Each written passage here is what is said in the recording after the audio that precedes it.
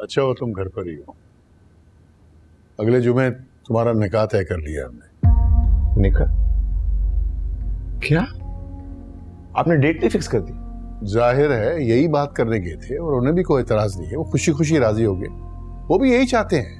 लेकिन मैंने कहा था ऐसी इमरजेंसी में। अरे कौन सी इमरजेंसी, घर की बात है, दोनों खानदान राजी हैं और अल्लाह का शुक्र है कि कोई फाइनेंशियल प्रॉब्लम भी नहीं है। बच्चियां जिस तरह चाहें तैयारी करें। और ताहिरा को तो कब से भाई की शादी का इतना अरमान था।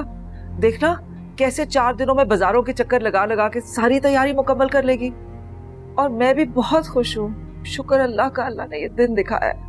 आप लोगों को सिर्फ अपनी खुशी की पड़ी हुई है, मेरी बात की तो कोई वैल्यू ही नहीं है। मैंने आपसे कहा था मुझे ये सब नहीं करना। क्यों नहीं करना? क्यों नहीं करना? मेरी भांजी तुम्हारा इंतजार कर रही है, तुम्हारे नाम के साथ जुड़ी हुई है। याद है ना कि भूल गए? जिससे मंगनी होती है उसी से शादी होती है।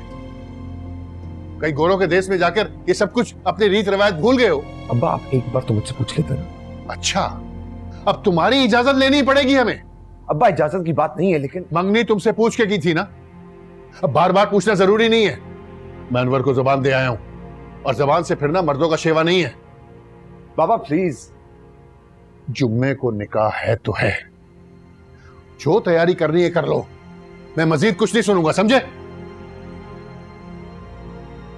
आप तो मेरी माँ हैं, आप ही मेरी बात समझ लें। उफ खिज़र, बस कर दो, बस कर दो, बहुत हो गई। कुछ नहीं अब सुनना मुझे। बहस बहस बहस, हर बात में बहस। माँ बाप की भी कभी सुन लिया करो बेटा। जो हो रहा है उसे होने दो, इसी में सबकी बेहतरी है। अल्लाह का वास्ता है, बात को समझो खिज़र।